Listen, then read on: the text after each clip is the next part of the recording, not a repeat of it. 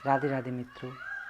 आज पुरुषोत्तम मास के 8वें अध्याय में हम जानेंगे कि क्या हुआ था जब भगवान श्री कृष्ण जी ने बहुत सारे वरदान उस पुरुषोत्तम मास को दे दिए। तो आज के इस वीडियो को ध्यान से सुनिएगा। राधे राधे मित्रों, स्वागत है आपका आपके अपने YouTube चैनल पर। राधे राधे मित्रों, जब पुरुषोत्तम मास भगवान विष्णु के साथ गोलोक धाम में पहुंचा तो भगवान श्री कृष्ण जी ने उसको बहुत वरदान दिए। बहुत वरदान कौन से दिए इसको जानने के लिए आप पिछला वीडियो देखना जो 7वें अध्याय में मैंने बताया था। आज 8वां अध्याय है और मैं ये सीरीज़ इसीलिए बता रहा हूँ क्योंकि ये महीना बहुत अधिक शक्तिशाली है। इसको व्यर्थ में मत निकलने दीजिए। अधिक से अधिक जाप करिए भगवान श्री कृष्ण जी का। अगर आप एक दीपक भी जलाएंगे तभी आपके जीवन का कायाकल्प हो जाएगा। और ओम नमो भगवते वासुदेवाय इस मंत्र का जाप इस माह में करना चाहिए। अधिक से अधिक जप तप दान इस महीने में जरूर करने चाहिए। तो जब पुरुषोत्तम मास भगवान श्री कृष्ण जी से वरदान पा करके प्रभु के वैकुंठ धाम में लौट आया और वहाँ भगवान विष्णु जी के साथ बड़े आनंद से रहने लगा, उनके डेली दर्शन करता, आनंद करता। अब सूत जी सौनकादि ऋषियों से कहते हैं जो नैमिषारण्य में गए थे कि भगवान श्री कृष्ण जी एक बार ऐसे ही घूमते घूमते काम्यक वन में पहुँचे। काम्यक वन वही वन है जहाँ पांडव दुख भोग रहे थे। उनको अज्ञातवास और वनवास हो गया था। उनके शरीर बड़े मलिन हो गए थे। पांडवों ने बहुत दिनों से अच्छा भोजन नहीं किया था, इसलिए उनकी काया जो देह थी वो पहचानने में नहीं आती थी कि ये अर्जुन है, ये भीम है, ये युधिष्ठिर है, पता ही नहीं चलता। वे बहुत साधारण लग रहे थे। एक बार भगवान श्री कृष्ण जी वहाँ पहुँचे तो महाराज युधिष्ठिर ने पूछा, प्रभु हमने ऐसा कौन सा पाप किया है जिसके कारण हमें ये दुख भोगने पड़ रहे हैं। तब भगवान श्री कृष्ण जी ने उनको सारा वृत्तांत बताया। प्रभु ने बताया कि द्रौपदी पिछले जन्म में एक ब्राह्मण कन्या थी और उस समय ये भगवान शिव की भक्त थीं।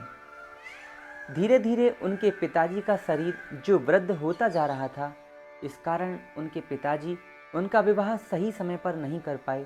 ये चिंता उन ब्राह्मण कन्या के मन में हमेशा रहती थी और इसी दुख के कारण उनका शरीर पूरा हो गया। जब पिताजी का शरीर पूरा हो गया तो जो ब्राह्मण कन्या बड़ी अकेली गुमसुम, क्योंकि उनका कोई था नहीं, सारे कष्ट भोगते रहती। ऐसे ही एक दिन दुर्वासा ऋषि उनकी कुटिया में आए और उनको पता चला कि उस ब्राह्मण कन्या के पिता नहीं हैं। उन्हें बड़ा दुख हुआ कि इस बेचारी का अब कोई नहीं है, इसका क्या होगा। वो ब्राह्मण कन्या भी मुनि से बहुत रोई। उन्होंने उनका स्वागत सत्कार किया। फिर दुर्वासा ऋषि ने दया करके उसको एक उपाय बताया। आज से 3 महीने बाद अधिक मास आने वाला है, वही मास जो अभी चल रहा है। इस महीने तुम भगवान श्री कृष्ण जी की पूजा करना, अधिक मास में व्रत रहा करना और इसका सेवन करना। इसके सेवन से तुम्हारे पूर्व जन्मों के पाप नष्ट हो जाएंगे और तुम्हें राजयोग प्राप्त होगा। अगर भगवान श्री कृष्ण जी प्रसन्न हो गए तो कुछ भी कर सकते हैं।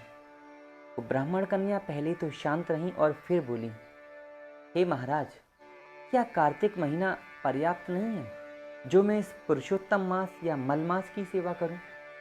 ये तो एक बेकार मास है जिसमें सारे अच्छे कार्य त्याग दिए गए हैं। इस महीने से मुझे क्या मतलब, और मैं भगवान श्री कृष्ण जी से क्या करूंगी उनकी पूजा करके। मुझे तो भगवान शिव प्रिय हैं, मैं भगवान शिव का ही भजन करूंगी। इतने में दुर्वासा ऋषि क्रोधित हो गए कि उन्होंने सोचा कि मैं तो इसके भले के लिए बोल रहा था और ये उल्टा अधिक मास की भगवान श्री कृष्ण जी की निंदा कर रही है। उन्हें क्रोध आया, पर उन्होंने पहले से ही उस ब्राह्मण कन्या का दुख देखकर क्रोधित करके उसको कोई श्राप नहीं दिया। बस इतना कहा कि बेटा, तुमने अनजाने में जो इस पुरुषोत्तम मास की निंदा की है, पुरुषोत्तम भगवान श्री हरि के बारे में जो कटु वचन बोले हैं, इसका दंड तुमको जरूर मिलेगा और इसी जन्म में मिलेगा। ये कहकर दुर्वासा ऋषि वहाँ से क्रोधित होकर चले गए। अब आगे क्या हुआ ये आपको अगले वीडियो में यानी अगले अध्याय में बताया जाएगा। तब तक के लिए आप जो इस वीडियो से सीखे वो समझिए। सबसे पहले ओम नमो भगवते वासुदेवाय का जाप करना है। उसके बाद इस पुरुषोत्तम मास में